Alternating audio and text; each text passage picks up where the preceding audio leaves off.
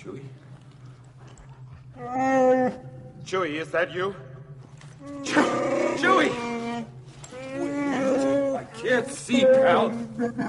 What's going on? Luke's crazy. He can't even take care of himself, much less rescue anybody. A Jedi Knight. I'm out of it for a little while. Everybody gets delusions of grandeur. All right, pal. Lower in.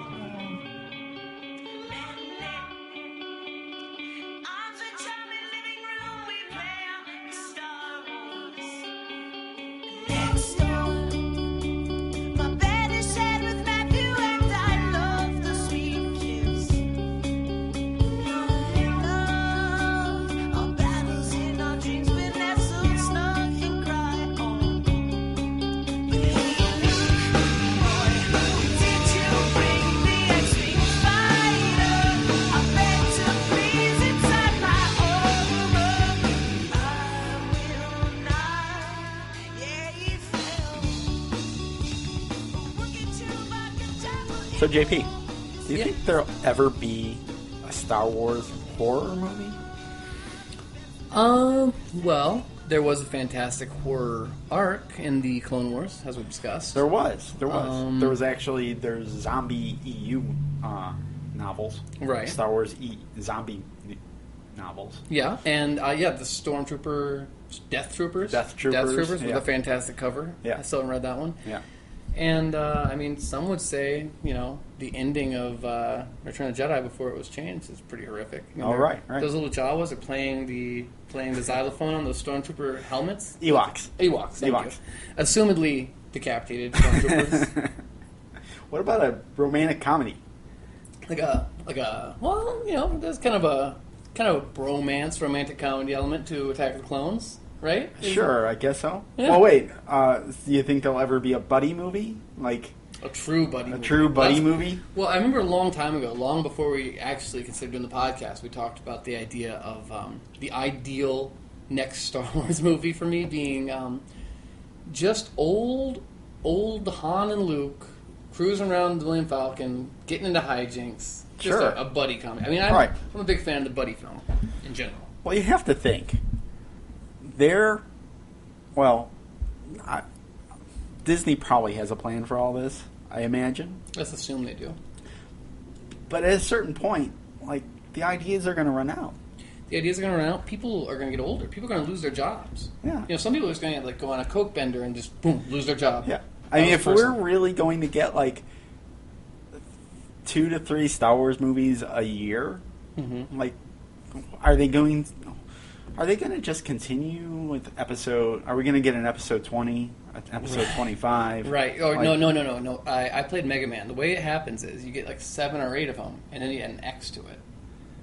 Okay. So then it becomes, once you get to 10, then it's X. And X2, yeah. X3. Well, that's the Roman numerals, right? No. It's it's not Roman numerals. You add an X to something, and then then you kind of start renaming it. Okay. Or you do like Dragon Ball did. You do Dragon Ball, and then so you do episode 9, and you do episode Z, and then you do episode GT. Right. And there's gonna I imagine. Okay, so here's it. Then you do the final episode. Then you do the episode returns. And then all right, folks. This week we're going to talk about the future and beyond of Star Wars. To infinity. To infinity and beyond. Not to be confused with the Dark Horse comic book. Right. We're not talking about Star Wars Infinities. We're talking about where's this franchise going to go? I mean, how far in advance have they planned out? How far in advance has Lucas planned out? Before he sold it over. What was in those yellow notepads he sold? I don't know. Are those yellow doodles? I was going to say, are those yellow notepads just a myth? It's just there's just a bunch of empty pages, or power back.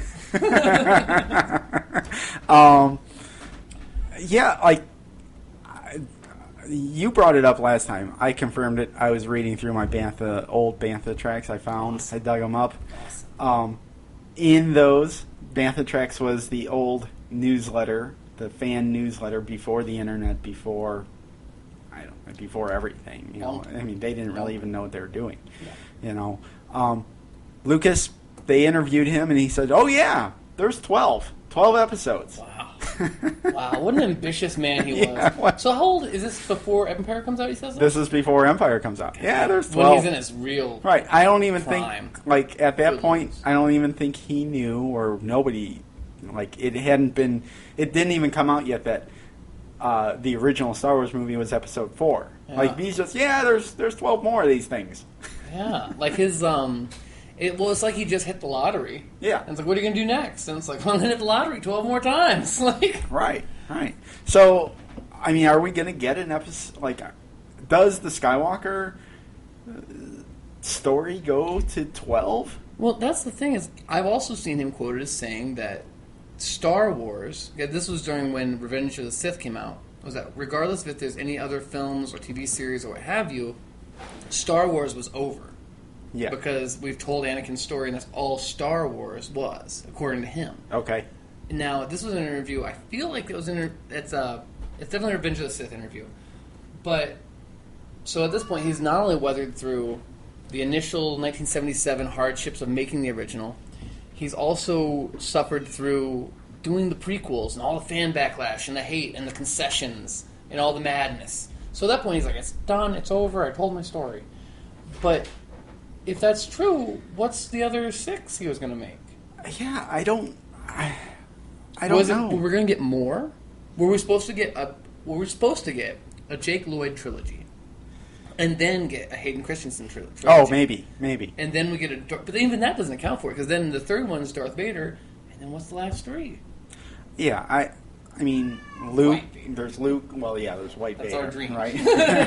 We can only dream of a White Vader. We'll cover that. that is a reality in the EU.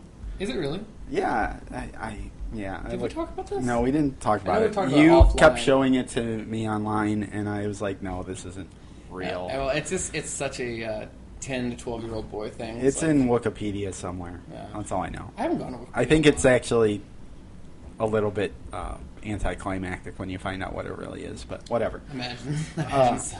Yeah. Go figure. Our Star Wars dreams are ruined. Yeah, I don't. I know that some of these movies that we're going to get, the 2 to 3 movies every year, are going to be the spin-offs. And we can talk about that. Are they going to do, one-offs of every character? Like, are we going to get that one character in the background in the cantina?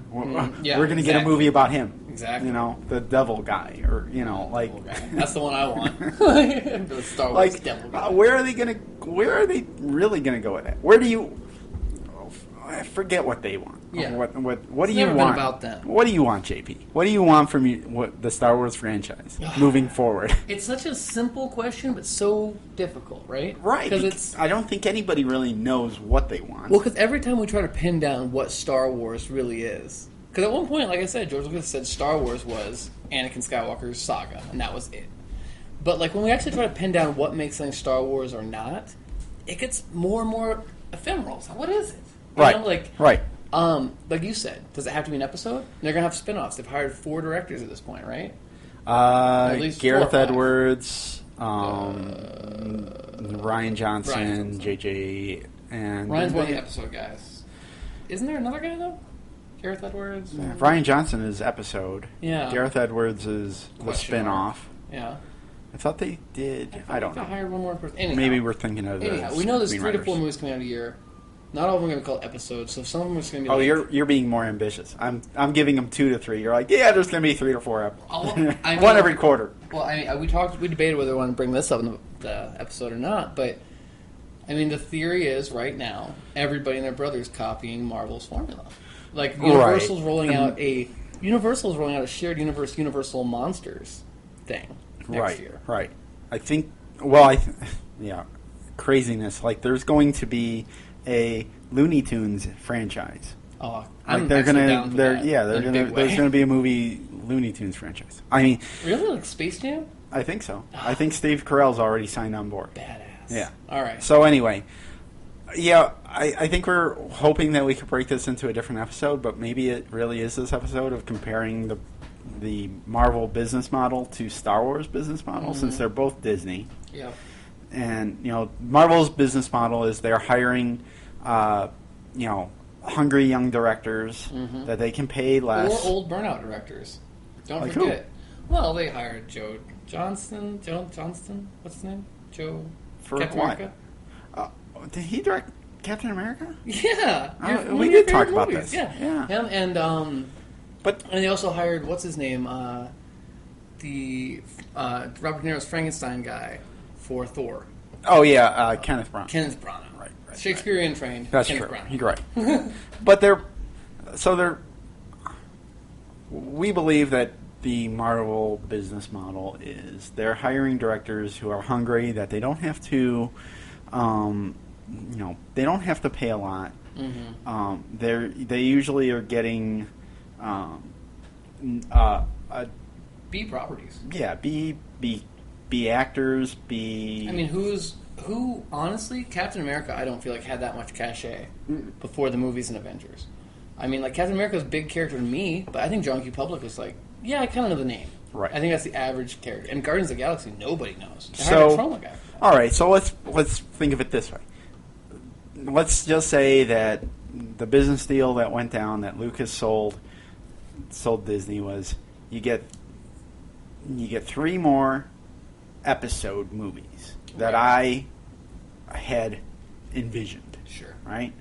And then from there, you get all my characters, and you get to make your own universe. You get to play around. You get to do whatever you want from there. Right? Kind of what Marvel is doing now. They're not necessarily following the comic book world, Right. but they're picking and choosing what they want. Elements, sure. Yeah. So are we going to get like a new, like, after episodes 9, it's over and it's like, is that reboot time? Oh, I don't think it's reboot time. But that for a second though, there's episodes and now there's spin-off movies. And we've had that with Ewoks, but I think they're going to stay far away from that. So first off, titles. Yes. Is it going to be Star Wars : Boba Fett? Star Wars : Boba Fett 2? Well, wait, before we get into the titles. Okay. We're going to get a Boba Fett movie. Oh, that's pretty much a character done deal, right? I mean, it's a character whose design is so stunning that he demands himself. right. A movie. Boba Fett is money. For sure. Right? I mean, it's silly. Doesn't matter if, it doesn't matter if it doesn't, wasn't George's wishes or not. Like, that is a done deal. It's just a matter of time. Yeah. Yeah? Right? Oh, We agreed. can both agree with that. 100%. So, Has to happen. all right. Is Boba Fett a big enough name on its own that you don't need to put Star Wars in front of it? Oh, can I just be like, this is the Boba Fett movie? Boba Fett, the movie. Yeah, because Marvel doesn't say Marvel Guardians of the Galaxy. I mean, they do. They did Marvel's The Avengers. Oh. That's the official title. But I mean, of that. is that the title? That wasn't the title on the marquee. It just says Avengers, right? That's the title that came up when you actually watched the movies. It said Marvel's The Avengers. Oh, fair enough. But when you Googled it, When you Googled it, no. Yeah, Avengers. No. Yeah. So. Yeah. But could then they, if you do, maybe Boba. But or who else? or are they is Boba the testing ground? They're like, okay, we'll leave it. It'll be Star Wars Boba Fett, just to get everybody used to this, right? Mm-hmm. And everybody will be like Boba Fett. Star Wars Boba Fett will be the equivalent to Marvel's The Avengers, right? And then they'll be like, well, that was a great success. We all hope, Right. right? And then they'll be like, okay, well, you know what? We can get a little bit cockier now and be like, we're just going with Bosk, the movie, right? Just like Right. Marvel is doing. It wasn't Marvel's Guardians of the Galaxy. It's just Guardians of the Galaxy. Agreed. Now, here's the strange thing about it, though. Is interesting thing about Marvel. The coolest thing about Marvel, I'd say, is the fact that they didn't insult the audience, the John Q. Public's intelligence, right? To know that like these are 5 movies, they're all put together by the same people, and that they're going to come together in one. Oh, movie. they're not even really. I mean, they're not selling it that way. Yeah, no, it just happened, right? You know, and like word of mouth made it happen, and all this other stuff, and it wasn't like I'm sure there was much more marketing, and I'm very undercutting some people's very hard work, but they didn't insult the intelligence. They didn't have to hammer you over the head and say Marvel this, Marvel that, right? Which is pretty badass. Well, in a way, that's what Star Wars does, though. Right. Is they hammer you over the head. Star Wars bed sheets, but, Star Wars. But it's not even Star Wars. Well, I mean, Star Wars is a brand, but they hammer you over the head. Here is the next one in the series. Yeah. Episode 7. This is the order you should watch it in. Right. You know, they do. Like, yeah, they don't prescriptive. Yeah, That's a very they good don't. Point. So. Like, once we get past episode 9, saying that George only sold, 3 more movie ideas to them and basically all the characters after that, right. Are we going to get, like, more of a Marvel business plan where it's like, okay, now we're going to have this character and they're going to go on their own adventures, and then we'll have this other character, and then maybe, after 3 to 6 movies, we'll have a big team-up movie. Well, and then they'll go off on their own adventures again. Yeah, well, it'd be kind of like the Jim Shooter / Stan Lee rule that like every individual issue has to stand on its own. You can make a sprawling epic, but every single issue is someone's. Why are we even going to get that with episode 7? Is it going to stand on its own, or is it going to be? Are we going to get kind of a cliffhanger? Well, it's a really good question because it's also like. How will they sell me on how important Luke Skywalker is? You know what I mean? Sure. Like, I mean, is he important? Like, yeah, is he important? Yeah. Like, where does Luke Skywalker fit in Dude, the minds of the modern audience? Like, are we going to have to Are we going to have to establish his character before we get into his story? Right. I'm so far biased that, like, it's impossible for me to judge. Literally, the other day, it's like, little aside, yesterday, I was walking back to work from lunch, and, like, I got that vision of bearded Mark Hamill in my head. Right. And I was like, holy shit, we're going to see Luke Skywalker do stuff, probably with a lightsaber, again. But I go back to what my dad, like, when I showed my dad the picture of Mark Hamill with a beard, and the little mouse doll, apparently, that he's... The Mooney. The Mooney, yeah. I showed him that picture, and he's like, who's that? Fucked up. Right? But, like, it's not just, like, the younger generation that we're talking about. Like, well, my dad... That's the reason they put Harrison Ford in the front. Sure. But... Is he even recognizable today? How many people know him as Han Solo?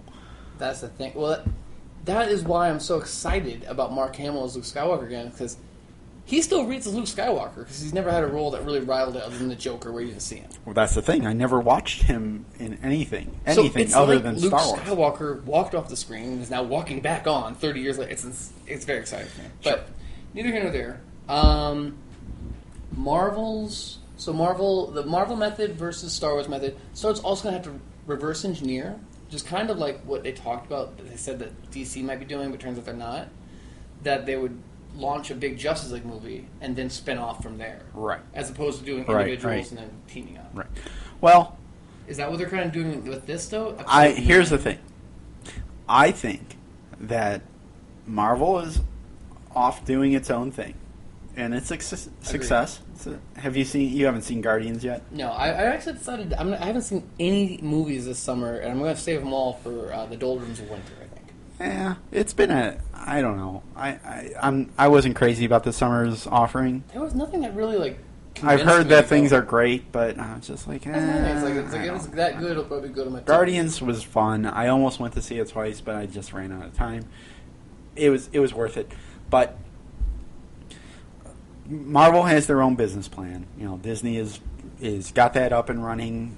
People are saying Marvel is the new Pixar as far as success rate. Seems like it. Marvel is now a brand. Yeah. If it has Marvel on it, mm-hmm. it doesn't matter what they're releasing. So many kids with backpacks. And Guardians of the Galaxy proved that. Nobody, the common average Joe, didn't know who Guardians of the Galaxy was. They didn't know any of the characters. Star-Lord is the main character. Even the big fans from like the 90s and the 80s and stuff don't remember because it's a different character set. It's characters that they made post-aughts. Oh, yeah, right. So they've proven that this is a success by just throwing the name Marvel on it. Yeah. Like people just trusted the brand. Right. Yeah.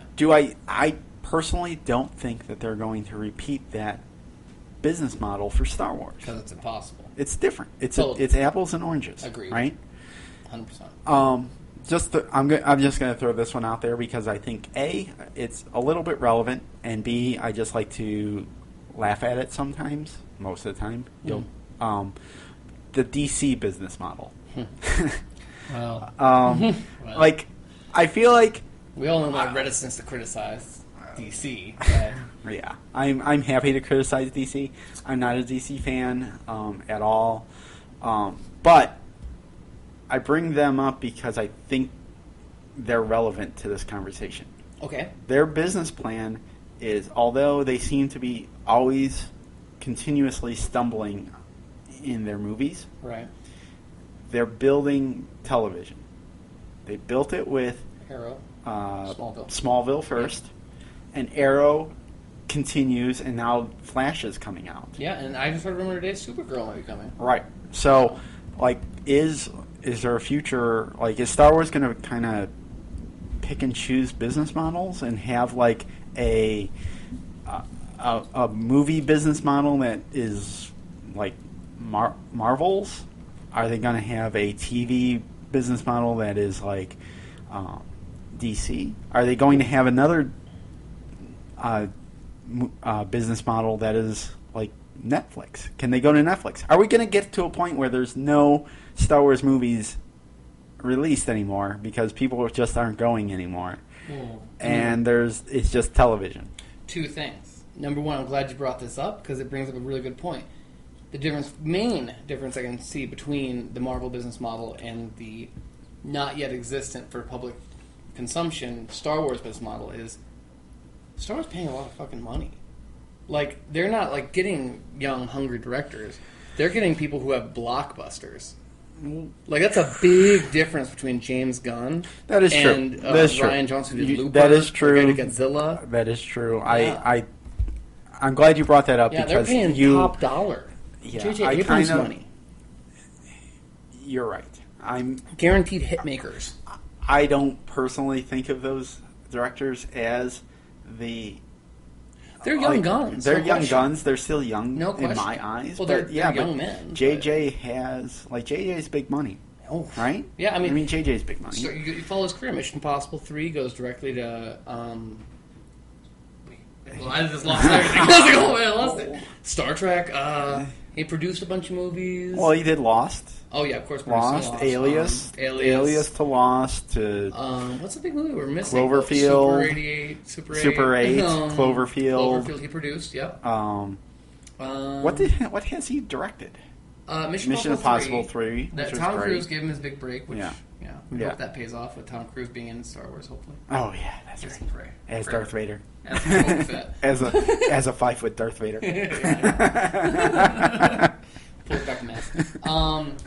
Scientology. That's the Force. Well, he's done 2 Star Treks, both of which were certified hits.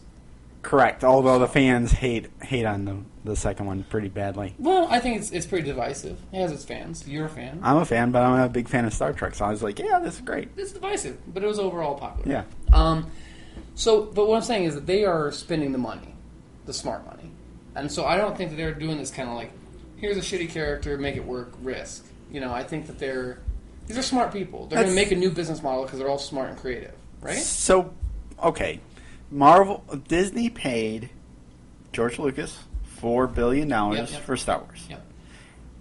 Disney paid $4 billion for Marvel.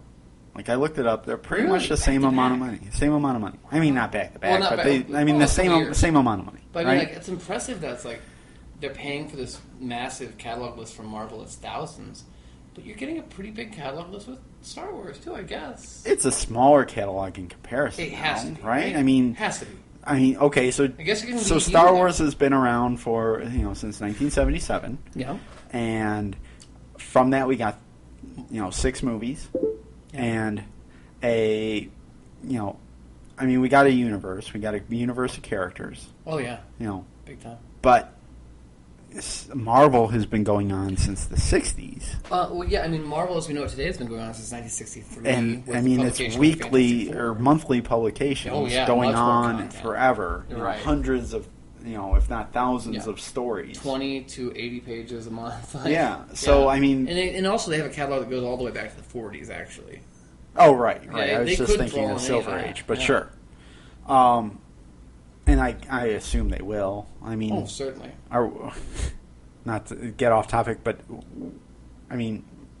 Marvel will probably throw out a Namor movie before we get an Aquaman. Once again off topic, but I would pay solid money for them to throw out the android Human Torch. Oh yeah, the one that predates the Fantastic Four. It's theoretically they own the rights to it, right? Right. I guess, right? Yeah, I don't know what they sold off. They just pump all this money into it, and they make all those awesome flame effects, and just take that Fantastic Four movie. Right, right. Back to Star Wars. Yeah. So they got this whole thing going. They're pumping a lot of money into it. I think they're smart people. They'll make their own business model. Smart money. Now here's my question. To me, the whole linchpin is continuity. They did this whole big thing. They made a big dog and pony show about the fact that they're rebooting the canon. And they made it legit. This is it. It's 6 movies. It's 1 cartoon show. It's 1 comic book miniseries of Darth Maul, Son of Dathomir. Supposedly it's also an article from Star Wars Insider. Did you hear that? Yeah, I've been trying to dig those up. I don't know what it's about. So it can't be about anything really of consequence. If Darth Maul taught us anything, it doesn't matter. But... They're treating continuity with such respect. That would be, to me, the way that they could, falter. Could be falter, but if you ride the razor's edge of continuity, man, it can be so rewarding. They could out-Marvel by having the tightest continuity between... Imagine this. Imagine they make it really tight, and you have, an awesome Netflix show that actually truly seamlessly flows into the movies. But that's what they're trying to do. They're trying to work all these different media types, weave it into one continuous continuity. Yeah. As we're recording this, Star Wars: A New Dawn, the novel, came out. Oh yeah, that's right. I haven't read it yet. Right. I started it. I need to buy that. ASAP. Yeah, it's. How far are you? I'm only maybe 40 pages into. Okay, jibber jab. We'll talk about that. Yeah. But it's the first. It's the first real continuity that we've gotten since. Darth Maul, Son of Dathomir. Right. I stand corrected. Never mind. I was going to make a larger point here, but you totally... Sorry, I bought every issue of it, so I'm going to bring it up every single time I get a chance. I did see someone on Facebook did, in a comment, did their review of Sons of Dathomir. Yeah. It wasn't good. Well, it has its ups and downs. We should cover it at the end. But yeah. But they are definitely looking to, I guess, out-Marvel Marvel. Dude, if they can if they're going to out-Marvel Marvel. Right. Have one solid continuity starting now, starting at... That goes through not just the movies and the cartoons, but the games and the books. Video games, if they can books. Get video games into it, they'll do something that no one's done. Right. So, and I think that's their big ambition for this, right? I don't even play video games. Right? I want a new realm. Yeah, I think there's going to be technologies that we're going to experience Star Wars in the future. Oculus Rift. Yeah, that we don't even really think about at the moment. They just released that test footage. You saw we saw the test footage of the lightsaber battle. Yeah. Funny. Spec. They did it on spec, just to be like, hey, look. Side note, that's the thing about Star Wars is you have so many people that are so in love with this franchise that they're just doing things on their own. Yeah, and, they're willing to produce hour-and-a-half-long weekly talk shows about it. Yeah, for free. We're getting no money for this.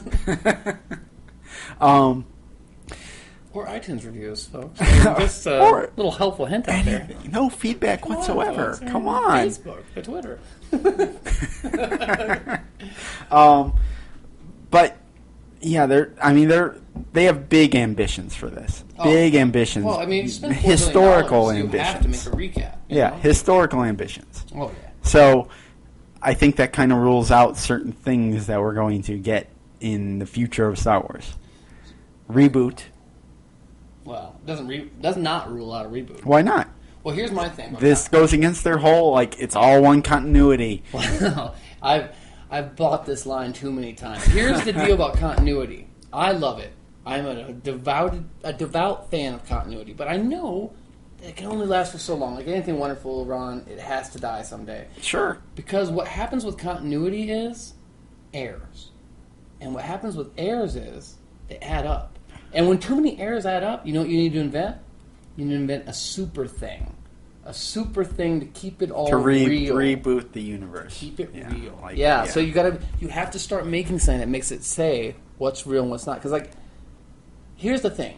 Continuity can be so much fun. I would say Marvel, since we've been talking about Marvel so much, Marvel's ideal height of continuity about when it was made by people who really grew up with it, cared about it, and were like constant gardeners. It's the mid-'80s. And in the mid-'80s, you had, at the same time as the Fantastic Four were over here having their epic battles, and they've all been growing since the Vietnam era. Sure. On the left, you have John Byrne doing She-Hulk, where he's making fun of continuity and pointing out all the funny errors, and it's fun. I can imagine a world within 10 years where we've got, since then it's been, how many would that be? 30 movies. Sure. 30 movies and 15 TV shows, and one of those TV shows is all about Watto. And that it's like a funny little animated thing. Don't even tease me. I want a Watto show.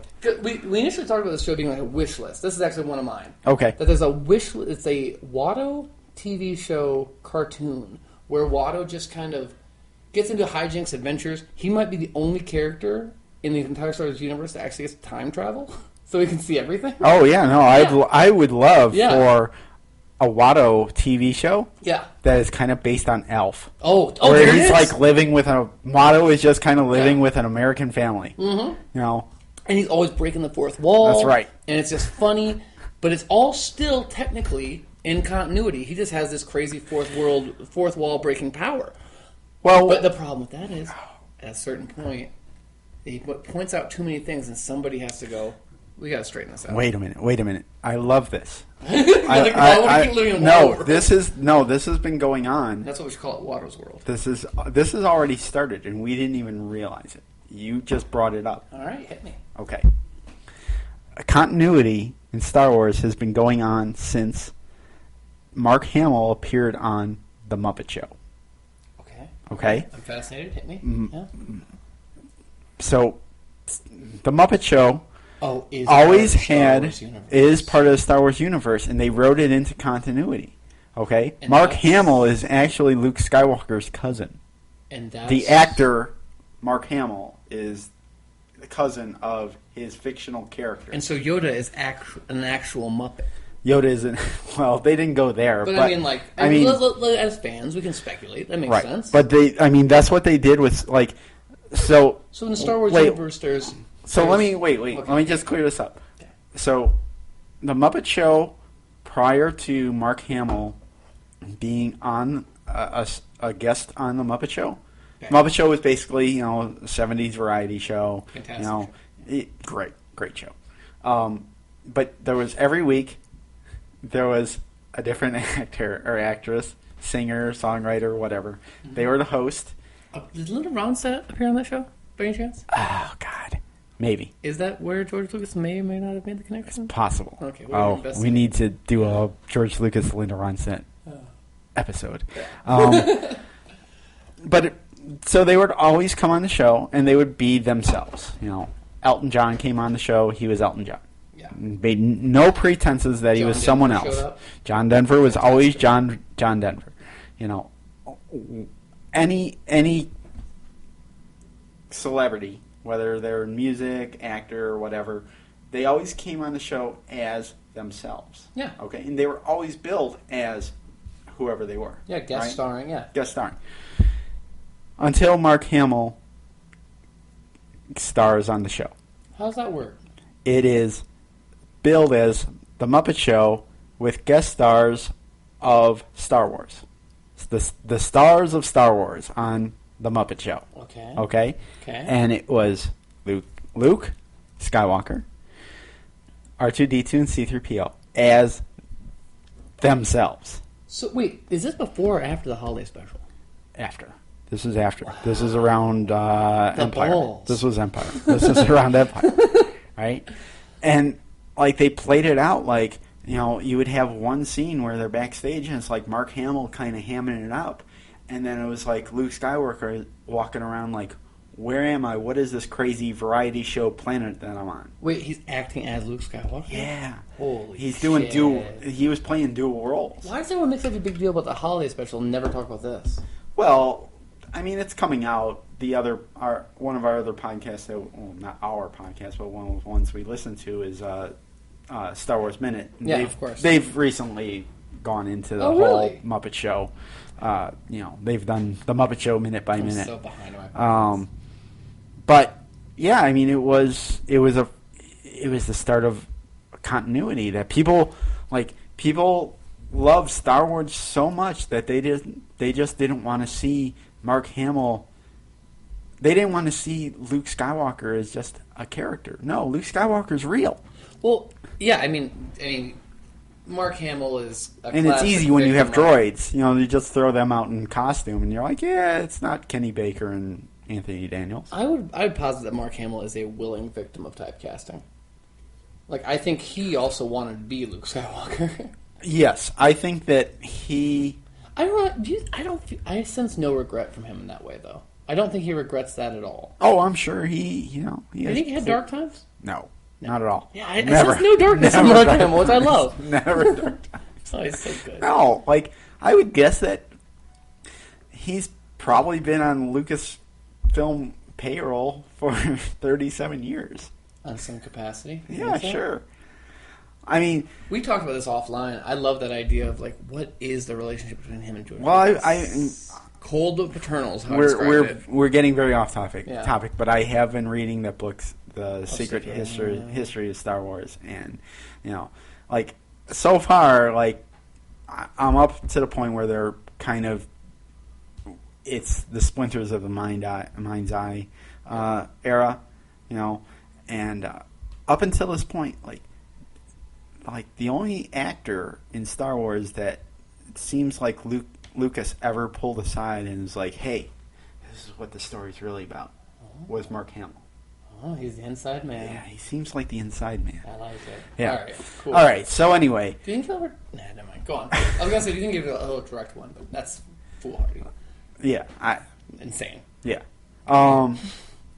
So... where are we at with the future of Star Wars? So yeah, back to the future of Star Wars. Pumping a lot of money into it. I think they're going to clearly come up with a great business model, but who cares? The bigger point is, as fans, what do we want from Star Wars? What do we want from the future of Star Wars, Ron? I mean, I'll tell you this much. I know a few things off the top of my head I want. Number one, I want a droids movie. And I think that's clearly on top. Like R2-D2 C-3PO movie, or just like... I'm open. I would like it to just be called Droids. And it's all... whatever clever screenwriter wants to write a movie about any kind of droids, I'm on board. They can introduce new droids. And it might be a TV show. That might be a TV show, actually. Okay. All right. I also want a Yoda movie. I know you're not a Yoda fan. No, but I could do a Yoda movie, I think. Hell yeah. We don't get enough Yoda. And I love that CGI Yoda model they have. It looks great. Sure. I'm also... No. Dialing it back, the weird thing about it is there's really only 4 directions that Star Wars ever goes. And those directions are this. Jedi, Sith, droid, or bounty hunter. Sure. Like, that's it. Like, there's... Right. Is there anything beyond that? I mean, we have Night Sisters, but Night Sisters are... I'm looking to reference that there's a series of books that came out that... you described them as very Harry Potter-ish, and I agree. They're like, there's like the Book of the Jedi, the Book of the Sith, the Code Code of the Jedi, yeah, Code yeah. of the Yeah. Bounty Hunter, Code of the Sith, whatever. Yeah. I don't know if it's the Code of the Droid yet, but I'm sure the Bounty Hunter's successful to make one. Sure. But those are kind of like the tenets of Star Wars. Is there another direction? Well, Or is that the 4 things we get in Star Wars? you know, I was surfing around the interwebs, and I was on some message board, and somebody was bringing this up. Is Star Wars never really delves into like social lives of these characters? Like you never get like we have never gotten like a sports episode of anything. You know, like like pod all racing. sure. But that's kind of it was kind of Sure. more. That's kind of a drag racing. Okay, why Kind of don't drag racer. can there be a pod racing TV show? Like That's them all watching just- TV? No, just like Oh. a show about like Like Mutant League Football? Like where it's like a meta show where we're watching a fake sports show? It's a sports, it's a fictional show, but it's all about like a pod racer. You know, and it's about the world of pod racing, and That's it's interesting. it's no longer about. Here's the thing that I think this franchise always stumbles upon, and that's Really why good we idea, always Ron. like now I'm picturing like a Legends of Korra-esque, like contained 3 seasons. This is about the greatest pod racer who ever lived. sure. Fuck yeah, Right. sign me up. Right. But I think here's where the franchise stumbles upon, and we touched on this earlier, is wars is always in the title. So that's why you always have Jedi and you have Sith and you have bounty hunters. Yeah, because war is always in the title. Mm-hmm. If we get beyond war being in the title and we just get pod racing, you know, and it's You think so? You think you can't do Star Wars, The Legends of Jorak, the greatest? I think you pod racer can. ever I think you can. Because I mean, But war I think is kind of a constant, right? I think there's 2 things. Oop. Knocked over your Knocked over the thing. cat food. Wonder where the Now we're gonna get is. this cat coming in. Yeah. I think there's 2 things here. Star Wars, like, is either taken very literally, and there's always a war or conflict, and I think that's where the episode movies are going. It's Star Wars, so there's always a war. Okay. I don't know if I like that. I don't know if I like that either, but I think that's a weird way to read it, but it's true, yeah. right? Like, or it's just it's a brand name, okay? Like Marvel, okay? Star Wars. Star Wars is a pod brand name, racing, but like right? it's hard to take the impact out of the word war. But but I think we have. How often do we think, oh yeah, Star Wars is all about war? True. Hell, how often do we think the fact that we're at war right now? Right. Yeah. Oh, that's You know? interesting. Yeah, okay. So- and also war in a greater thing. You know, if you want to broaden the context, I mean, technically, you're at war at work. You're at war in traffic, right? So Sure. I mean, yeah, But- a great one in traffic. Han Solo, Star Wars, Han Solo in traffic. A horrible space traffic of Coruscant. But I think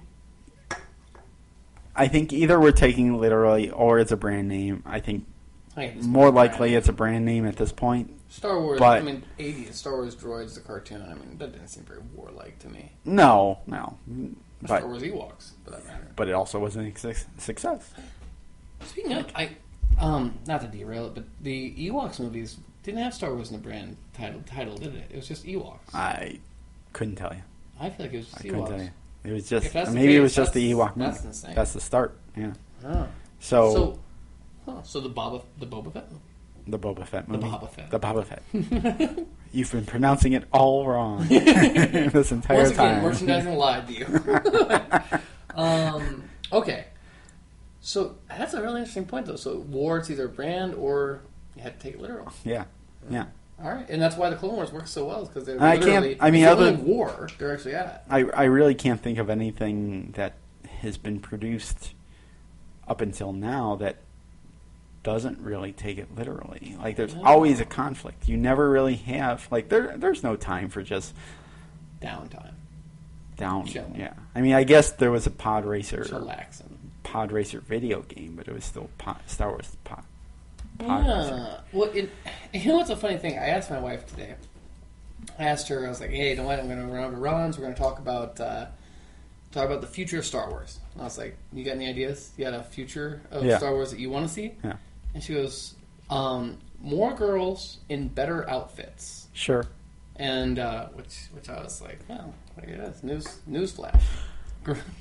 But well, okay, so which I think we're gonna get with episode 7.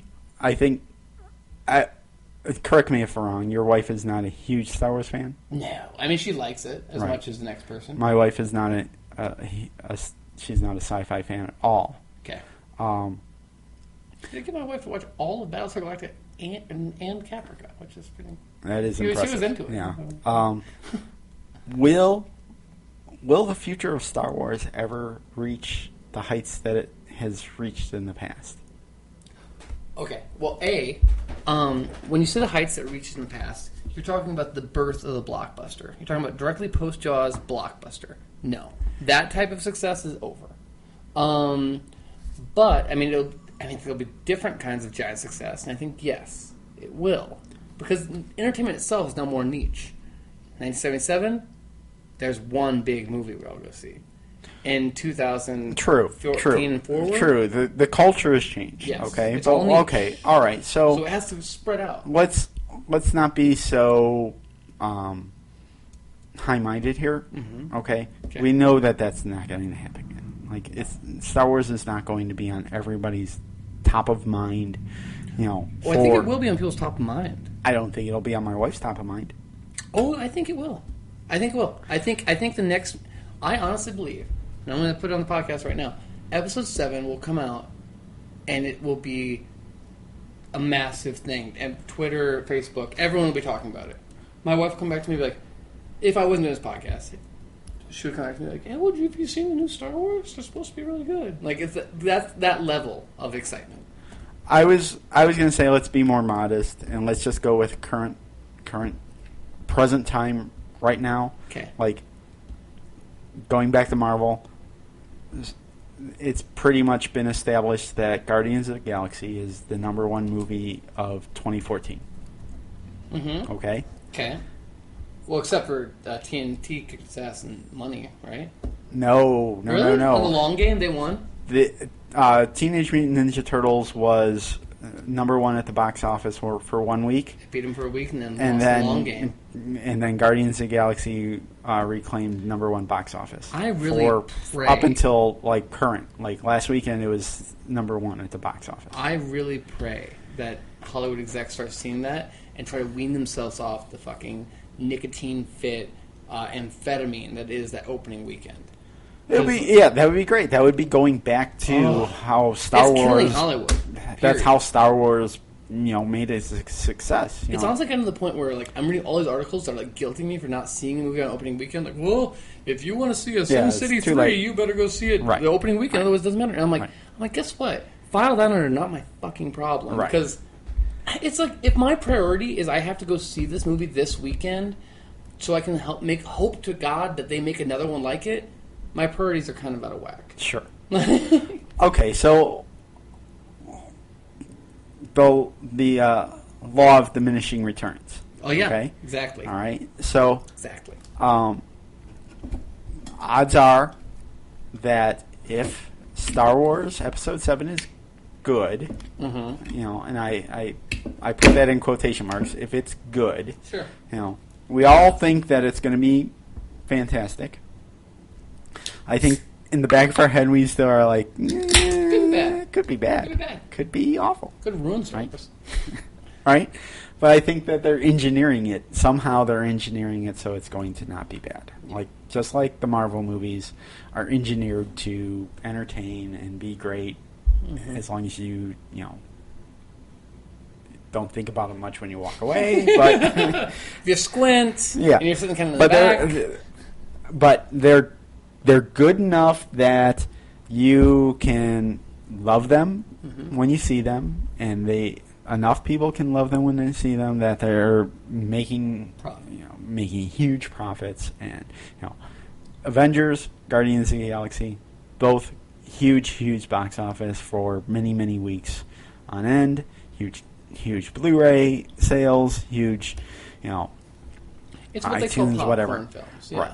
So, I think it's a safe bet to say episode 7 will be, when it comes out, it'll be that level of success for Captain that America year, 2 level right? of success. Although it's interesting that it's coming out in December, so it's like, well, will it Holiday count? movie. But will I like the box office count for 2015 or 2016? No, yeah, that kind of shit's too granular, even for me. But it's a weird time. It's coming out in Oscar season. Isn't that a Bob? Like, oh, it is. They're not going to go for an Oscar for this, right? You think so? You don't think they're going to go for? If they don't sweep the effects. Is it Oscars? So are they going to go with? They fail. Period. Are they going to go with the level? Like, is it going to be Lord of the Rings level? It better be better than Lord of the Rings level. Lord of the Rings should be a distant memory at this point. We still got The Hobbit. We has the best sound design, has the best effects. This is big. This is bigger than Marvel. Bigger than Marvel, because Marvel isn't going for Oscars. No, Marvel. Honestly, okay, maybe I'm biased because I work on a Star Wars podcast, but Marvel. Which this one? Wait, Yeah. you're working? You're paying me, right, Ron? I thought the check was in the mail. But Marvel's chump change. This is Star Wars. Marvel is Marvel is a tourist in Hollywood. Star Wars is a tentpole, the original. So this is going back to what we were saying before. So you're putting, even though they were both $4 billion purchases from Disney, yeah, you're putting more, even though there's more characters, more stories, more everything with Marvel. They could make so much more with that. You're putting more emphasis on Star Wars as a brand. As a brand. Call me short-sighted. It's larger. Call me short-sighted. Star Wars is larger than Marvel. And I honestly think... JP said it right here. Star Wars is bigger than Jesus. Someone could listen to this podcast in 30 years and be like, oh, the people of 2014 were so stupid. But I honestly believe... They're not going to say that. They're going to be like, oh, the people of 2014 were really smart, except for those two guys. Yeah. What is this MP3 format? But like you said, your dad didn't know Captain America. No, it's true. It's knows true. the word Star I'm just playing devil's advocate because there is a person... longer lineage with Marvel than Star Wars, technically. Now, there's a longer lineage, but there's more because Star Wars literally changed the world over a very short period of time. Mm-hmm. Yeah, think about it. It came out only 40 years ago. There's actually... I'll be honest with you. I'm playing devil's advocate kind of here, but I'll be honest with you. When I looked up the fact that that Disney paid $4 billion for Marvel, same amount that they paid George Lucas for Star Wars, I was kind of shocked. Because you thought it'd be more for Star Wars. Yeah. Yeah, well, I mean, I think that price was driven down by the evil fan reactions of prequels, right? Because I think if you saw... Oh, no, I take that back. Oh. I didn't think that Disney was going to have paid... I didn't think Disney had paid $4 billion for Marvel. I thought $2 billion. I thought $4 billion was the right price for George Lucas, but that they paid $3 billion, $2 billion for Marvel. Oh, and you found out it's equal. When it's equal, it's like, huh? I think it makes sense just because of the fact that WB owns DC and has since the late 80s, early 90s. So it makes sense. This is my studio. This is our studio. Now we have our superhero program. Right. Now, what I want to get back to though is girls in Star Wars. Okay. My wife says she wants to see more girls, more girls in better outfits. Which we all agree with. Episode 7's coming up. So as we talked about, now society has kind of splintered, and it's media. Some of us stay home and watch Netflix. Some of us go to the movies. Some of us only play video games because we have to play them for 80 hours to beat them. And so my thing now is, when are we going to see a straight up girl movie? When are we going to see a movie that is as compelling and friendly and fun as the brony stuff? I'll tell you when, and I think that After this it has to happen. sponsor? Yeah, I think this has to happen soon, but I'll tell you exactly when. So it's going to start when Marvel makes their first female superhero. Which has to be on the horizon. Is it? I don't know. They seem to be struggling with that still. Kevin Feige, he says they're not making a Miss Marvel film. Yeah. They're not making a Black Widow film. They're not making a Black Widow. Like, He everyone seems says to be they're not, pushing but- for it. Robert Downey Jr. is now pushing for a Black Widow movie. God, Robert Downey Jr. is such a rep-rouser in that crew. He is. Gotta cut him loose if I was them. No way. He is Marvel. Either way, you know what? He actually is. I watched that press conference from Comic-Con, and I was like, God, I forgot. Yeah, He really he is such a spokesperson. But that said, I kind of agree with you, but I think that Star Wars might be the first one out of the gate on this one. There's a lot of rumors that the next one's going to be all about a girl. Girl's going to lead. Well, yeah, Daisy Ridley is the supposed lead, along with Boyega. John Boyega. But not to talk about episode 7 too much. But I'm just saying, like, when is there going to be a Japanese influence, massive thing in Star Wars? Yeah. I've read a fair amount of manga in my time. Mm-hmm. I consider myself a international fan of comic books. Okay. And I've read a lot of teen girl romance comic books in that journey, including stuff like Paradise Kiss and Mars. Where's that? Where's the true girl manga Star Wars? Where is the Star Wars stuff that's going to be all about friendship and romance and growing and that kind of thing? Because it's a very different flow than what we're used to. But not that different. It could happen, is what I'm saying, but is that movie ever going to happen in Star Wars? Can you say Star Wars, as in wars, like World War I, II, Vietnam, war, and still have a fun, open, free, friendship-building, girl, teen, romance? 3 things come to mind right now. Hit me. First one, Ahsoka. Ah, you nailed it right on the head, right away. Didn't even have to think. Of course, Ahsoka. I showed my cards too quickly. The greatest. I know. Second one, Hello Kitty. Sure. Like, What about I the merchandising? It's like it's hell. I think. You are can we make going to it- get a Hello Kitty Star Wars movie? Or no? I forgot where I was going with this. Okay, we have Star Wars Angry Birds.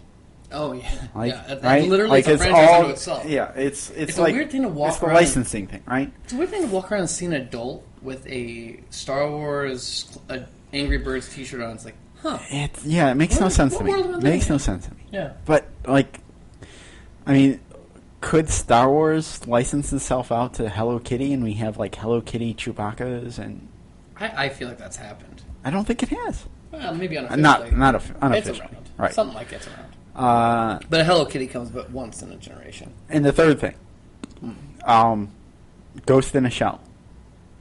They're making a Moving movie out forward, of it. it's moving forward. With that pretty girl From Wolf of Wall Street. yeah, right. Yeah. So there's your first really. I mean, What do you mean?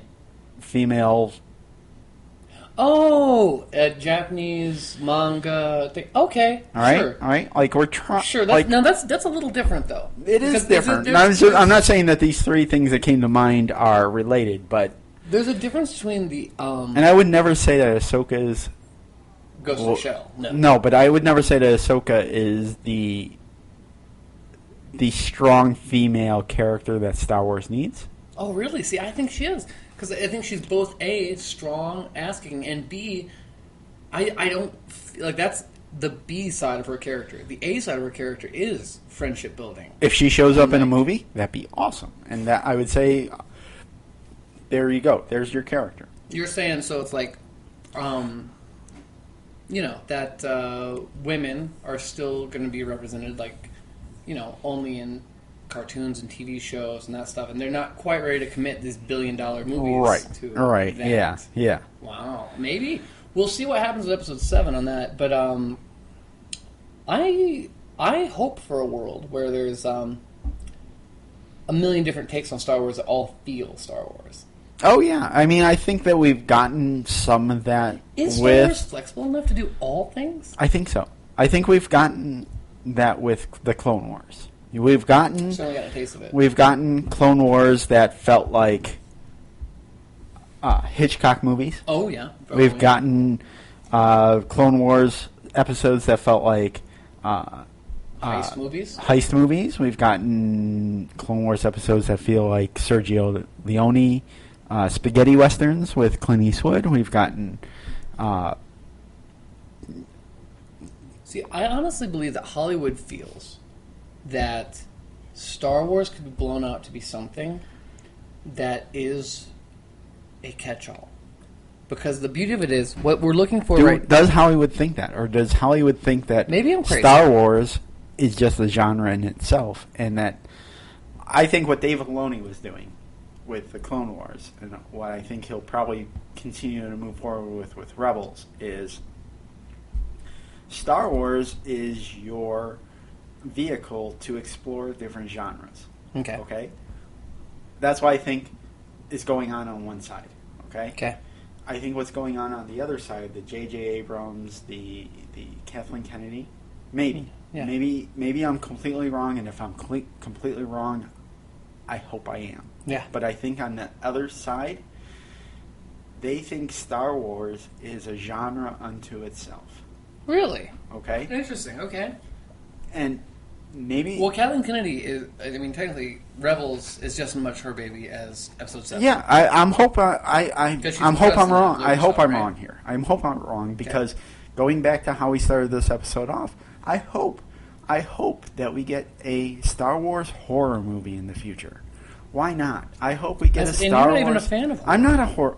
It will be a Star Wars movie I probably won't go see because I don't like horror. That exists. Yeah, we'll get a heist movie. We'll get a buddy movie. We'll get a romantic comedy. We'll get all these things that, all of a sudden Star Wars is pushed out to different audiences. And I mean, they've said, I read this, that they're making movies that fanboys are going to be angry with. Oh, yeah. That they're concentrating on plot and character and story. They're concentrating on this stuff. So, like, they're not paying fan service. Yeah. Right? Okay, great.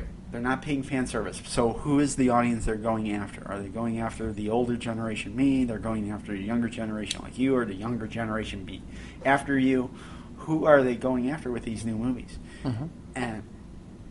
And once they define that, are they going after a female crowd? Are they going after a male crowd? Are they going after kids? Like it seems like right now it's a catch-all. Yeah. Oh, we're just going for the kids and adults that still think they're kids, because there's a large population of people that are adults that still think they're kids. Well, before I show you the dystopian version of that, let me hop on your utopian version. I mean, I think that after you have Episode 7, you can easily blow it out, and you can have your Luke Skywalker film. It's going to appeal to you and me in a big way. And then you can have your, I don't know, John Boyega film that's going to appeal to the new generation of fans. Sure. You can have, et cetera. And you can start spreading it out, and you can start diversifying from there. But the dystopian version of that is, I kind of can't help but look at this and think that Disney's looking at this as a wonderful way to do a catch-all entertainment that never ages. It's like, well, why would we ever make a romantic comedy again, pay money for that only brings in the girls and their reluctant boyfriends, and doesn't bring in the boys that don't have girlfriends, and doesn't bring in the girls that don't have boyfriends, when we can do a Star Wars romantic comedy that never ages, because the technology never gets old, it never gets weird. They're like, oh, we're using an iPhone 3. Right. And it never ages. It's always there, and it's going to bring in, the boys are going to come without girlfriends, and the girls are going to come out with boys because they love Star Wars. There is a possibility that they're really shooting for a beautiful, homogenized future where we all watch. Where every movie is Star Wars. Content is Star Wars. Yeah. What kind of Star Wars do you want today, Ron? Star Wars is your base. Yeah. Just go up from there. As a person who feels like you have no control in your personal life or political world, and you don't know what's going on, you feel your vote has no effort to do anything, then now you have to retreat to fantasy. People are going to be like, hey, what are you doing today? I'm going to go out to see a movie. I'm going to go out to see a Star Wars. Yeah, yeah, exactly. Like, that's a possible future. So, that's the dark side. But, I mean, hey, you know what? If that is the darkest it ever gets, you know what? I'm right there. It's to light a candle. It's an interesting... I think... Because, I mean, that is... I mean, to me, that's the big concern when you hear that Disney's buying it, is that's going to become a monolithic thing. Right. You know? Right. Where it's like, here is Star Wars product. Here's Star Wars everything. Star Wars, romantic comedy, episode 5. Star Wars, I just got romantic comedy, man. Buddy comedy. Buddy, heist movie. Heist movie. Episode 7. Like, I mean, that's a future. It could happen. Sure. You know, whatever. I don't care. Well, I think the episodes are going to go away. I really think the episodes are going to go away. Well, you know what's the funny thing is, episodes wasn't that big of a deal before the prequels, right? I mean, they were kind of a deal. It was like, we all knew they weren't a big deal until Empire came out. Empire came out and it's like, oh, wait a minute. The last movie I saw, which was the first movie I saw, wasn't the first movie I saw? But, I mean, before they started marketing Episode 1 as Episode 1, The Phantom Menace. Yeah. It was just like, it was nerds who were like, well, you know, Bob, actually it's Episode 4, and they have the other ones they plan to make. And it's like, what? You know, like, I remember telling so many people that and then being just like, what do you mean? And it's like, after opening crawl? Yeah. I think they're going to get away with that. And I think that they will follow Marvel at a certain point where it'll be like Marvel stumbled a little bit. Well, Marvel stumbled. It was like, okay, they came out with Iron Man, then it was Iron Man 2. Iron Man 2 wasn't great, and then they're like, okay, well, we'll go, everything makes, Gary Shandling makes everything better. Yeah. But then they kind of stumbled a little bit with the Iron Man movies, and then they're like, you know what, Thor is not going to be Thor 2, it'll be the Dark World. Oh, yeah. Okay? And then I think that's more Captain America was the Winter Soldier. I think that might be a trend. The Winter Soldier. I think that might be a trend of just the industry. And I think a large part of that trend being made is from J.J. Abrams with Star Trek Into Darkness. Well, I think... A movie I didn't love, but a title I love. I think by not putting numbers on things, it preserves them. They can't age. Well, much like the technology in Star Wars. It goes against continuity. B, you can watch things in any order you want. You're right, and they're going to have to eventually, because that Yoda movie is probably the number 2 movie after Boba Fett, as far as most demanded. Not Han Solo? No. I think the only people that want a Han Solo movie are the studio execs who feel like they can print money with it. Honestly. Maybe I'm crazy, but I think that's the truth. I mean, they'll do a Chris Pine, Captain Kirk. No one can play Captain Kirk, so it was William Shatner. And Chris Pine does it, and he did it pretty well. So someone will do it with Harrison. Well, here's an interesting thought. Okay. And Star Wars has always been known for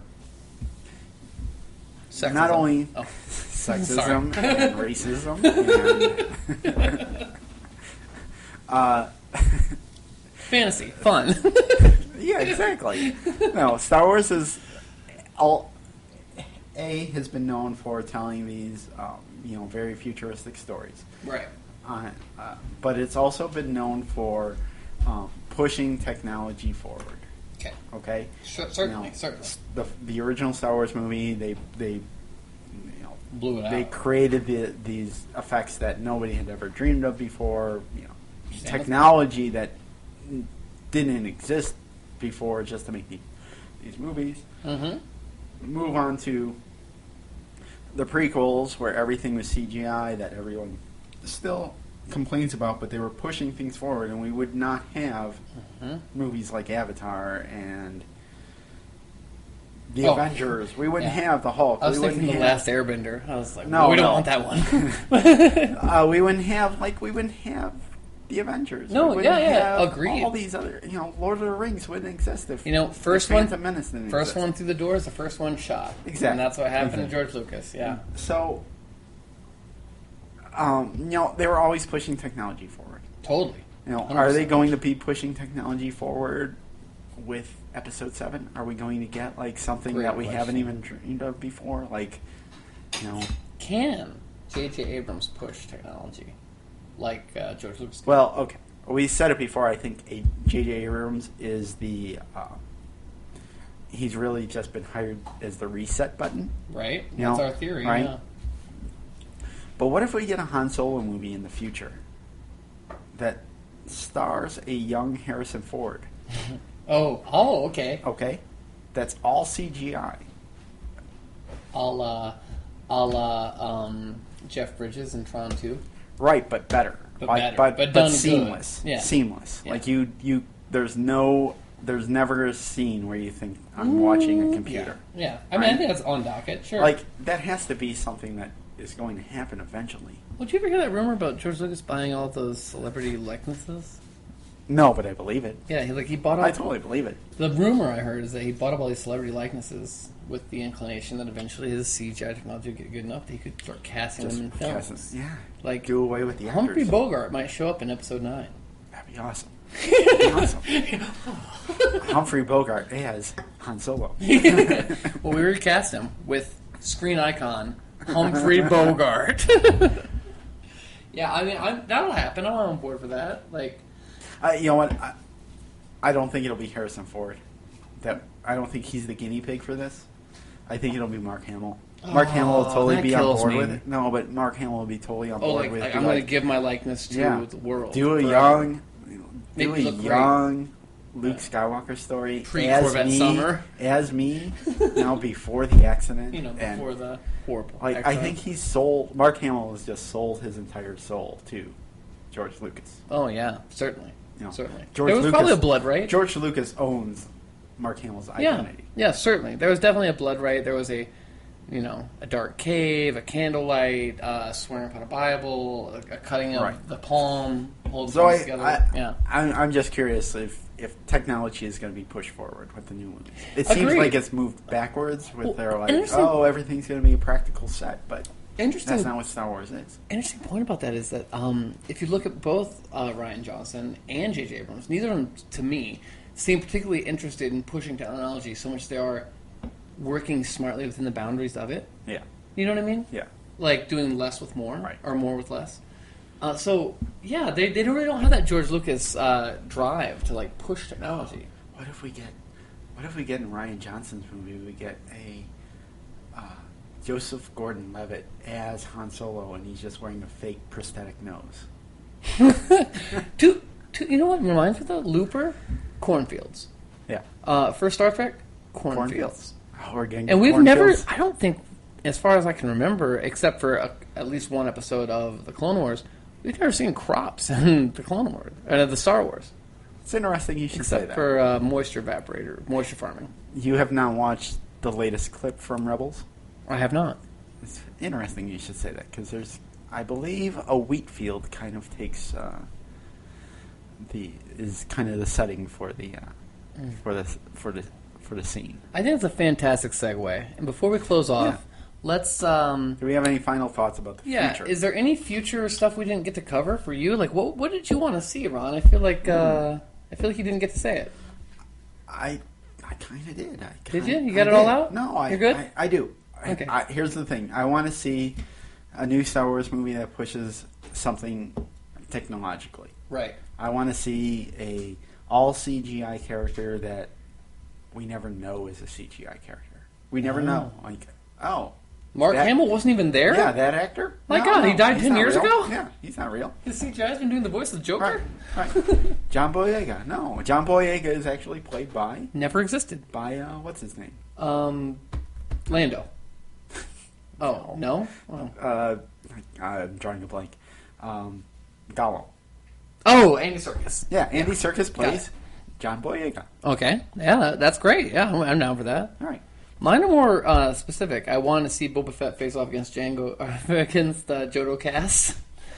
If not that, I do want to see Boba Fett deal directly with his Mandalorian heritage in his movie. Oh yeah, that'd be good. I definitely need to see that. Yeah. I need to see Yoda. That was a weird one. I need to see Yoda Find out what Yoda's race is. from the back change in or out of his jumper. Other things I need to see is. I don't want to see that. Oh, of course you do. No, I What's don't. his back look like? I don't want to. What's his back look like? Because how many? Anyhow, I'm curious. Other things I want to see droids. I talked about that. Definitely want to see more droids.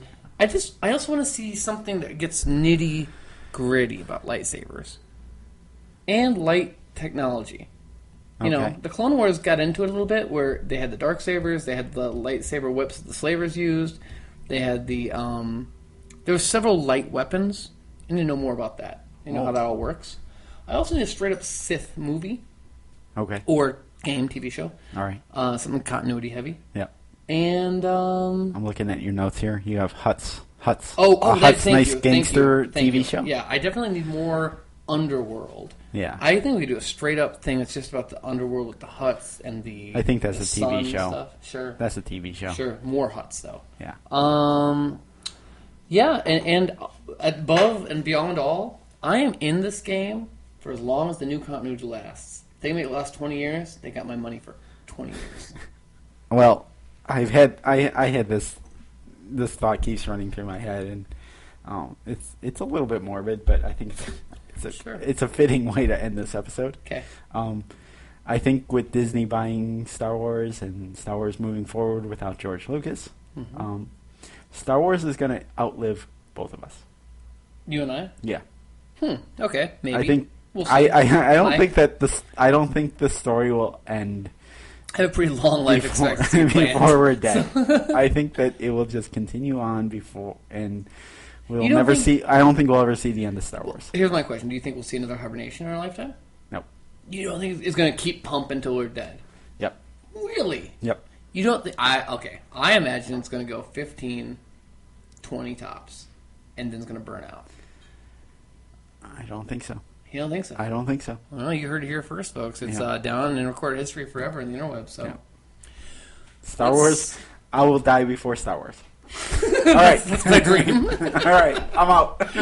Peace. Okay, all right. All right, folks. Look for us on Facebook, Star Wars. We're all thrown off here because. Don't forget to leave us an iTunes review. It's really the only way we can get a better ranking, and it's also the only way we can know you're listening. Sure, if you like us, hate us, I don't care. We want to see a review. Yeah, I'm ready for the hate. Facebook, one of you of us already hit us up pretty hardcore. Facebook at SWDog or facebook.com/SWDog. We're at Twitter at SWDog77. And don't forget to email us at SWDog77@gmail.com. Thank you, Ron. We're looking forward to any of your participation in this. We definitely want to talk to you. We got to fill up those emails so we can have that eventual mailbag episode. Where would we be without that, folks? Right. So you can tell us everything that we're getting wrong. Yeah, we're ready for that. We know we're getting everything wrong. All right, folks. Until next time, may the Force be with you.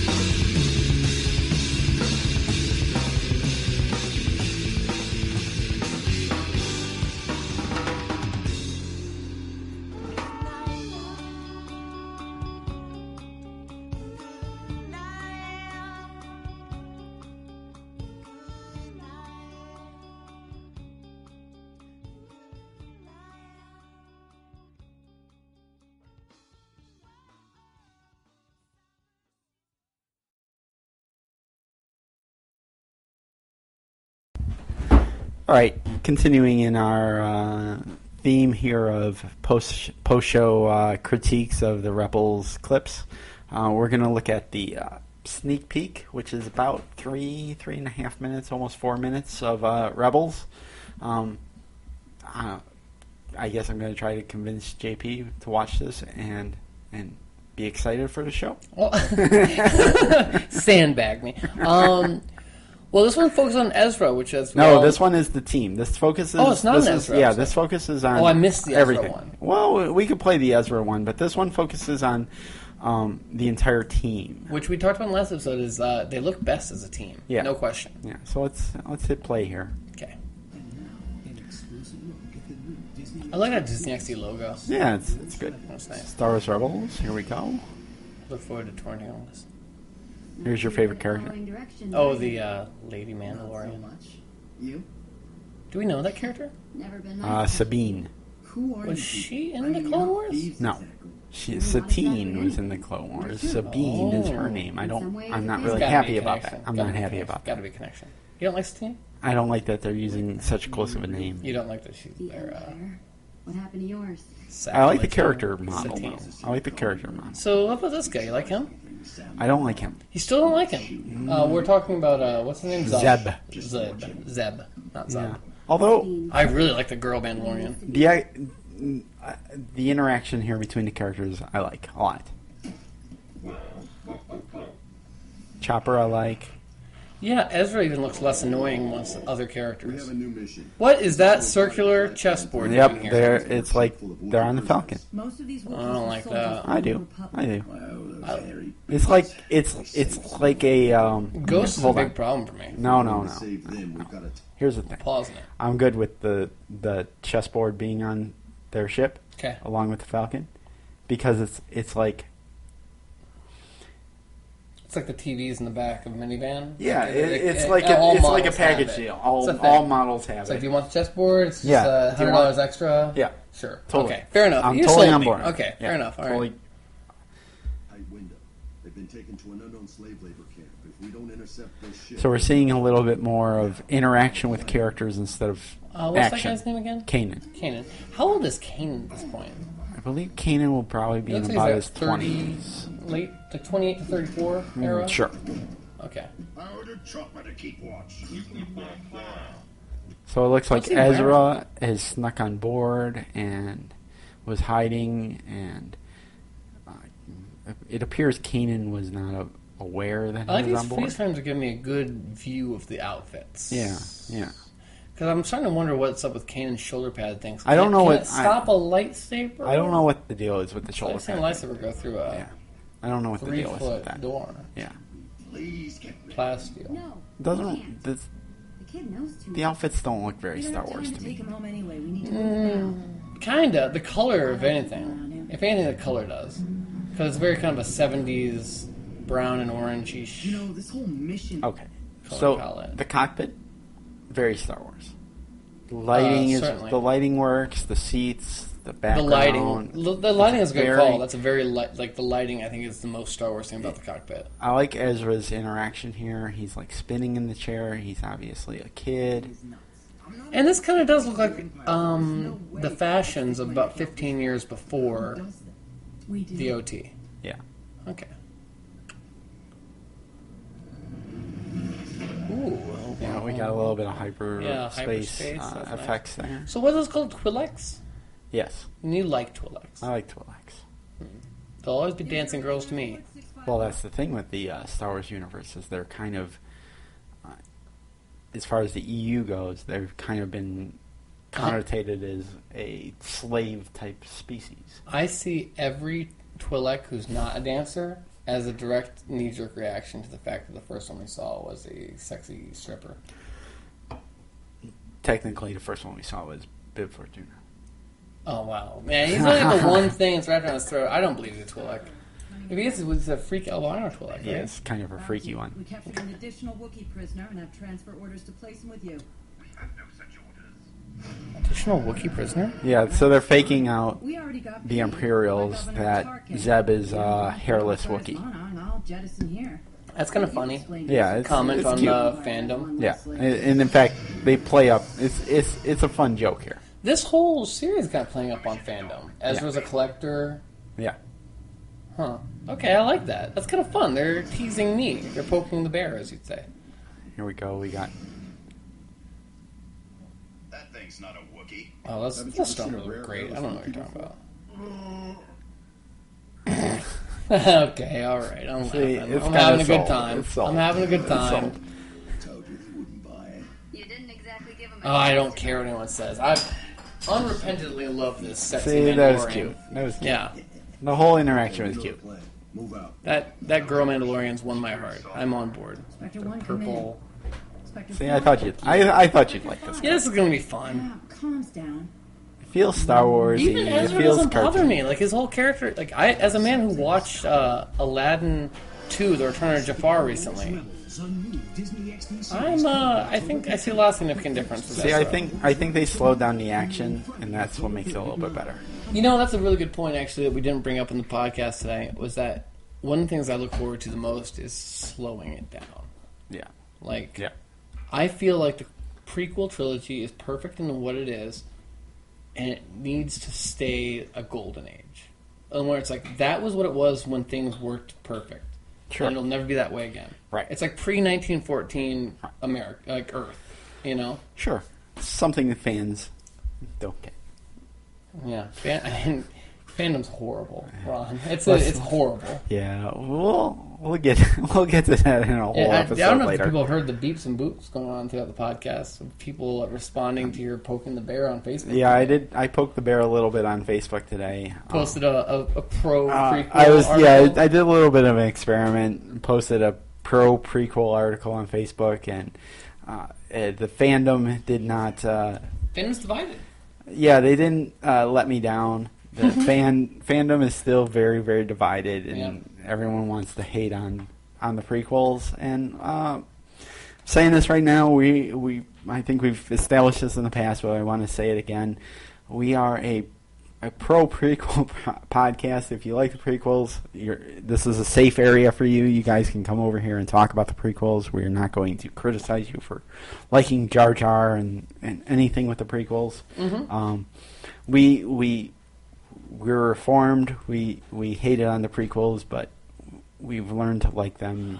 And I feel like we're actually we're a pro prequel podcast, but we're also a pro conflict podcast. We're pro people who hate hate the prequels coming in and saying like, "You guys are dumb." Because I'm on board with that. If I'm on board with it, if you are giving me an intelligent argument. If you're just hating for the hate of hate, I'll go into the sewers with them. I'll go dark. I'm trying not to go into sewers with them. I'm trying really hard to stay out of the sewers. I don't want to sink to their level. If you hate on the prequels, just ask yourself: did you buy the movies? Do you own them? If you did, then shut up. The funny thing is, I didn't ever buy them. I bought tickets, but I don't think I bought a DVD for any of them, actually. I haven't bought a DVD in a long time. Yeah, have you watched them since? When was the last time you watched them? About 2 months ago. Yeah, okay. Yeah, all three. There's other ways to watch them other than DVDs. Not that I know of. So this is the Ezra? This is the Ezra-focused clip. Okay. Ezra, the Aladdin character. Is that an Old Testament name, Ezra? I don't know where or is that just a Magic comes Gathering from. name? I don't know. Okay. I don't know. But he's like in a wheat field. Yeah, crops. There's starships battling above him. Kind of like a snow speeder, but not. And a TIE fighter goes down. A TIE fighter. Okay.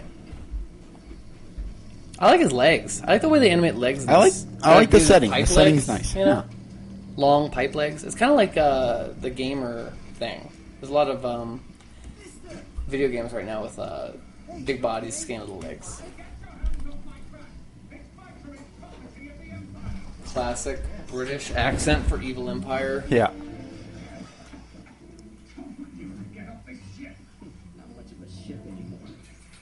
like that we see. Well, it's a short-range fighter, Ezra. Yeah, I like that we see a close-up of the TIE It's not fighter. equipped with hyperdrive.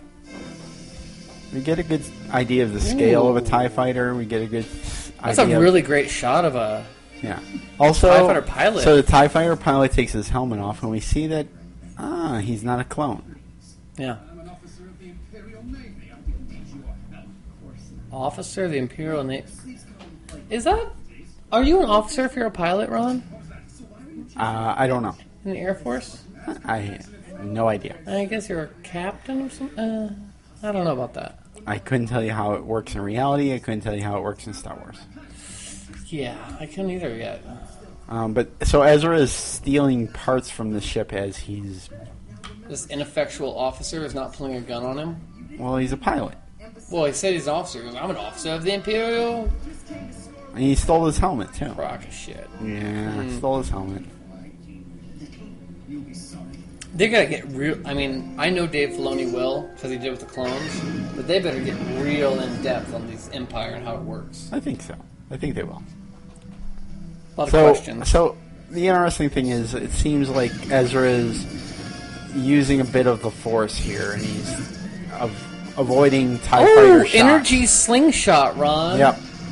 Energy slingshot. People have not been happy with the energy slingshot. Well, it seems like a combination of Naboo technology to me, and I mean we've seen it in the Clone Wars with the Slaver's whips. Yeah. So People hate it, huh? Yeah, people have been kind of like criticizing that. Well, here's my thing, and I brought this up to a buddy of mine when he turned me on to the Clone Wars. I started seeing all these light weapons, like light whips, light knives, dark sabers. Yeah. And I was like, it's kind of like in that era, it's a fad. Sure. Everyone wants to be a Shaolin monk, so everybody makes their own variation on like nunchucks and this and that. You know what I mean? Because I think there's even light nunchucks at one point. But so I buy that because if it's a cool technology, other people are going to try to replicate it. So I buy a Force light slingshot. Yeah. I don't think it's Force. Or I think it's just whatever whatever It's some energy bullshit based. technology. Yeah, energy based. Energy slingshot. Yeah. I think people are having problems with it because As a matter of fact, it actually makes sense. not established. Because it seems but like something you could makes- program. Yeah. You could program It seems that. fine. It seems like something we could do. As much force as you pull back is... Yeah, okay. Yeah. Cool. Yeah. A lot of effort to I'm program fine that. with it. It's Yeah. not like it's a deadly weapon. It's not like it's it's not like it's a He's the Bart Simpson of our variation on a generation. lightsaber. Yeah. So he steals helmets. He steals- Is that his first, or has he done it more? I'm not entirely sure where this falls in with the. And then he just like kind of funly walks away, has a good time, and walks away. I like the prettiness of the world. It's a very nice looking world. Well, I'll tell you this much: those two, specifically the first one, restored my confidence a lot more than I have in the past. Yeah, that's what I thought. I thought that there was, as soon as you start to see the team interacting with one another, it really gels. So, speaking of new canon, Yeah. let's hit these two off real quick. Oh, okay. Darth Maul, son of Dathomir. All right, you read it. I have not. You gave your review. Yep. I was not really Okay, here it is. energized to read it. Real quick, spoiler alert, always up on this podcast. Oh, yeah, Reminder. As we're 90 minutes into the podcast. Basically, plot point is this.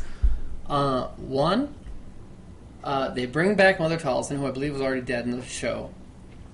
And by the end of the 4 issues, they kill her.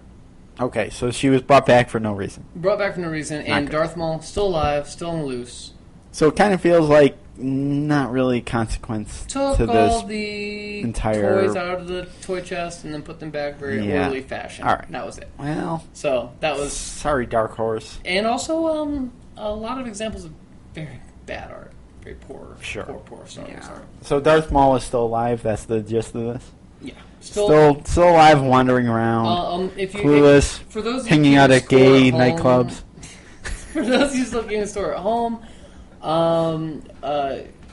General Grievous was the one to pull the plug or push the lightsaber in on Mother Taliesin. All right. So, all right. whatevs.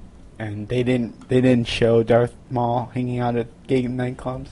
Be Be nice if they just was like, and finally he's Honestly, I found think, peace in the force and I think this was picking the up time, guys. If anything, this was the time to show the first man-on-man kiss on Star Wars, and they blew it. Well, they already showed man on Fingers crossed. Mother. Fingers crossed. Episode 7 will give it to us. So It'd be great. next, Are we gonna get a gay episode of Star Wars? That's the That'd thing. be awesome. I mean, that's the thing. Right now is Star Wars seems to be about 30 to 40 years behind the times of social justice. Women are now getting representation, so I expect the first gay Star Wars to happen in about 2034. So Awesome. Go on. All right. So the other thing that came out this week is the first novel. That's right. The expanded universe is back. Yes, the expanded universe now is back, real. but now it counts. It counts. Yes. So Star Wars: A New Dawn came out. Delray Books, and I purchased my copy and started reading it. I'm only about 40 pages into it. Not to be confused with Dawn of the Jedi. Yeah, not to be confused with Dawn of the Jedi. But this is now canon, and so everything from now on we're reading counts. It's equal to the movies, which is weird when you're reading something it's like this has the same weight. This happened exactly like this. Yeah, this happened. happened. This is real. So it's like there's no going back. There's no forgiveness here. Yeah, you know. George Lucas can't wave a magic wand and make it disappear like the old EU. Yeah. So, so far. Okay, it's fine. You know, there's much it still sense in you. It still feels like I'm reading the EU. It still feels very made up, like not real. Like it's not I think part it's of the time plan? period. Well, I think it's the time period. What's the time period exactly? It's It's directly post Clone Wars. It's okay. So it's telling the story of Kanan, the goateed Jedi Long-haired. character from ponytailed character from Rebels, and Hera the Twi'lek is in it as well. And this is before the show Rebels starts. Okay. So this is kind of the prequel to Do we have any idea of how Rebels. long? It's like 5-10 years somewhere there. I think it might be months. Months before. Okay, so we're like significantly past the Clone Wars then. Right, but it is touching on what's good about it is it's not forgetting about the Clone Wars. The Clone Wars have been mentioned numerous times in the 40 pages that I've read. Senator / Chancellor Palpatine, any mention of him? The Emperor. The Emperor has been mentioned. Straight up the Emperor has been mentioned. So this might be like 10 years down the line from the Clone Wars. Okay. Nemoidians are there. Nemoidians, Newt Gunray. Oh, yeah, of course, really? Yeah, they are there. Well, not Newt Gunray is, of course. Newt Gunray is, but the Nemoidian race is mentioned. Which we don't see at all in and the they're OG, actually so. in the storyline. Well, that just might have sold a copy right there. One of I love the Nemoidians. Love the Nemoidians. Love them. And their Asian stereotypical ways. You know, I talked to my friend about that. I made a crack about that. I was like, it's a kind of a racial caricature, and he was like, "Really? I always thought they were French." And I kind of looked at it back again, and I was like, "It kind of is a French." Yeah, right. I can see yeah, that. Anyhow, right. go on. No, that's good observation. So, not as racist as you thought. The other thing is one of the Racist characters was in the Clone Wars. This is not a character that so far we've seen in any of the clips from Rebels, the TV show. Dude, if you're holding back on Ahsoka shows up, No. This character's name is Sully. And he has a mechanical arm. He fought in the Clone Wars, Oh my God, and it's he's Anakin. no. Oh, okay. No. He fought in the Clone Wars. He seems very non-consequential, although in the 40 pages, I would say maybe 10 of them have focused on him. So I'm kind of like, who is this guy? It's interesting. So you think it's going to reveal something? It's like, oh my God, it was. No, I think the little guy from the droids. I think we're still in setup. I think 40 pages in, it's still just setup. Kanan's been in it for maybe. It's like only a 200-some page book, right? I think I Yeah, ebook. Ebook version of it is like 380 pages. And it's like I have my font Right. set at 34. Yeah, right. Who knows? Yeah, okay. About 300 pages the way I'm reading it. I'm about 40 pages in, so. Kanan, very likable. Very, Is he a bit of a ladies' man?